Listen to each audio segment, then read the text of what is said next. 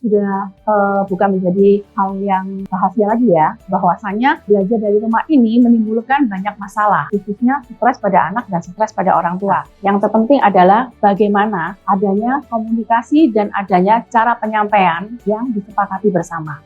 Yang paling penting saat ini adalah peran daripada orang tua.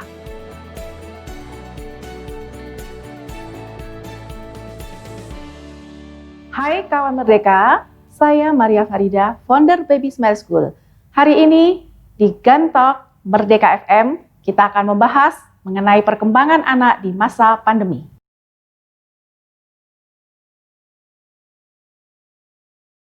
Ya, saat ini yang dihadapi oleh orang tua, terutama yang mempunyai anak balita, bagaimana mereka mendampingi, bagaimana mereka mengajak anak-anak bisa berinteraksi.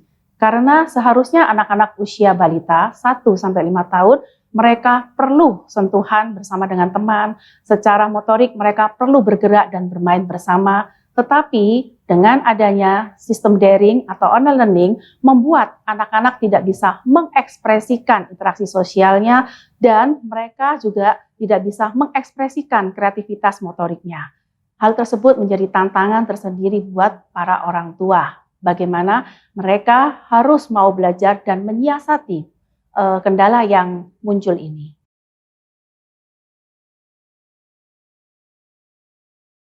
Ya, yang terjadi anak-anak kita nantinya pada saat mereka offline atau bertemu kembali dengan teman-temannya di sekolah, bisa jadi mereka menjadi merasa canggung.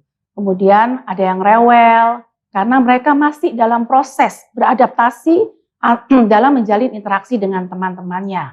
Bisa jadi juga mereka menjadi pasif. Nah, untuk itu sangat diperlukan motivasi baik dari guru maupun dari para orang tua agar anak-anak bisa lebih luas dan mereka lebih paham mana yang boleh dan mana yang tidak.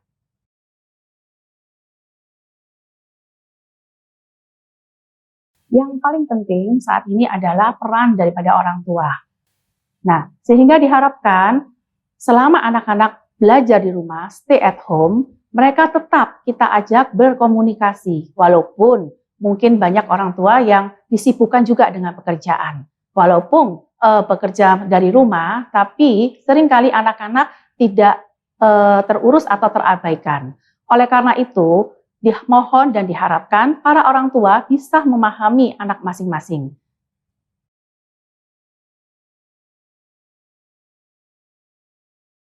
Ya, hal tersebut sudah bukan menjadi hal yang rahasia lagi ya, bahwasanya belajar dari rumah ini menimbulkan banyak masalah, khususnya stres pada anak dan stres pada orang tua. Seperti banyak kita amati dan kita baca ya di media-media atau mungkin kita alami dan kita lihat sendiri. Banyak orang tua yang gregetan, jengkel, bahkan sampai terjadi kekerasan terhadap anak. Karena mereka tidak sabar, mereka juga tidak paham bagaimana memberikan pelajaran atau bagaimana mengarahkan dan mendidik anak. Nah, sementara dari anak sendiri juga menjadi stres karena tidak dipahami oleh orang tuanya. Anak juga jadi jenuh, mereka jadi bosan, dan mereka akhirnya berulah. Nah, ciri khas anak kan aktif bergerak, sedangkan orang tua tidak bisa menerima keadaan tersebut karena dianggapnya anak seringkali membuat trouble dan mereka menyebabkan rumah menjadi kotor. Hal tersebut yang menyebabkan stres orang tua, anak juga menjadi stres.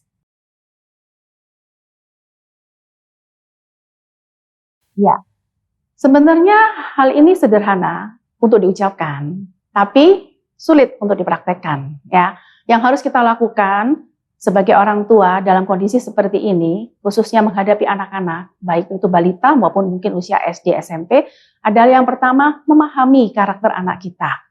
Karena anak-anak kita ini unik. Mungkin ada yang mempunyai 2-3 anak, mereka tidak bisa disamakan cara mendidik ataupun pola asuhnya. Jadi pahamilah karakter mereka. Yang kedua, di dalam proses mendampingi mereka belajar secara daring, mari mengenal dan bisa mengarahkan gaya belajar yang sesuai dengan tipikal anak masing-masing.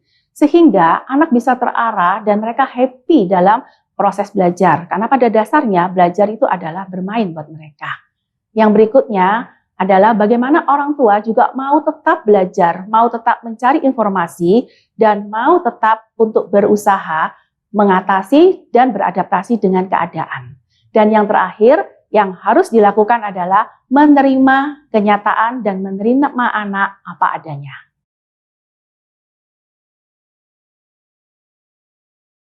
Ya, pada saat anak-anak kurang waktu atau adanya keterbatasan jarak yang menyebabkan mereka kesulitan berinteraksi dengan teman-temannya, apalagi sekarang ini mereka disibukkan dengan gadget masing-masing, hal tersebut menyebabkan anak-anak bisa mengalami problem di sosialisasinya. Mereka bisa menarik diri, kemudian mereka lebih berorientasi kepada dirinya sendiri, dan yang paling parah menyebabkan mereka menjadi antisosial. Hal tersebut tidak kita inginkan. Oleh karena itu, kita harus berusaha mengantisipasinya sejak dini. Untuk mengatasi hal tersebut, para orang tua tidak perlu cemas, karena ada beberapa tips dan ada beberapa hal yang bisa kita lakukan. Yang pertama, ajaklah anak-anak tetap berinteraksi dengan keluarga inti. Jangan biarkan mereka bermain sendiri. Kemudian yang kedua, ajarkan kepada mereka norma-norma, hal-hal yang boleh dan hal-hal yang tidak diperkenankan. Dan ajak mereka juga untuk berinteraksi dengan saudara-saudara sekitarnya, tetangga sekitarnya, tentunya dengan mengikuti protokol yang ada. Supaya anak-anak tetap merasakan dunianya. Mereka tetap bisa berinteraksi, bisa mengekspresikan keceriaannya, dan bisa mengekspresikan kreativitasnya.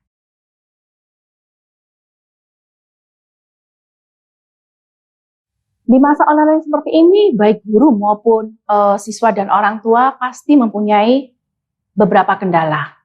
Nah, yang terpenting adalah bagaimana adanya komunikasi dan adanya cara penyampaian yang disepakati bersama. Problem dari para guru adalah mereka tidak bisa mengamati langsung perkembangan daripada anak-anak. Mereka juga tidak bisa berinteraksi langsung atau memberikan acuan atau memberikan pedoman bila anak tidak bisa di dalam menangkap materi yang diberikan. Sementara kesulitan dari anak dan orang tua, mereka tidak terbiasa hanya melihat melalui layar, dan khususnya anak-anak yang mempunyai gaya belajar kinestetik, mereka akan cenderung bergerak, mereka akan cenderung tidak bisa fokus, dan hal tersebut menjadi memancing emosi orang tua.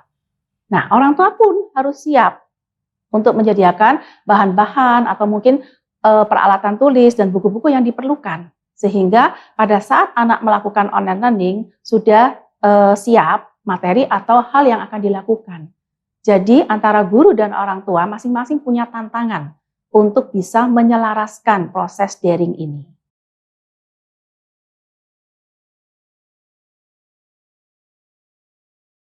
Baiklah, kesimpulan daripada apa yang harus kita lakukan dalam memahami perkembangan anak di masa pandemi ini. Yang pertama, pahamilah karakteristik anak-anak Anda. Kemudian yang kedua, terimalah mereka apa adanya. Yang ketiga, pahamilah gaya belajar mereka dan ajak mereka untuk belajar sambil bermain. Jadikanlah suasana rumah adalah suasana yang menyenangkan. Dan yang terakhir, jalinlah kerjasama sebaik mungkin dengan pihak sekolah, khususnya guru yang mengajar anak-anak kita, agar terjadi komunikasi dua arah dan terjadi proses konsultasi atau proses timbal balik yang menyenangkan antara orang tua dan guru serta anak.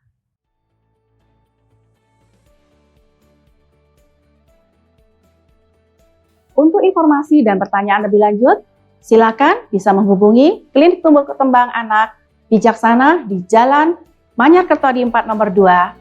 Dan jangan lupa follow Instagram kami di @baby_smile_school atau di nomor WA 08500 586969. Terima kasih. 106,7 Merdeka FM, musik terbaik 90-an hingga kini.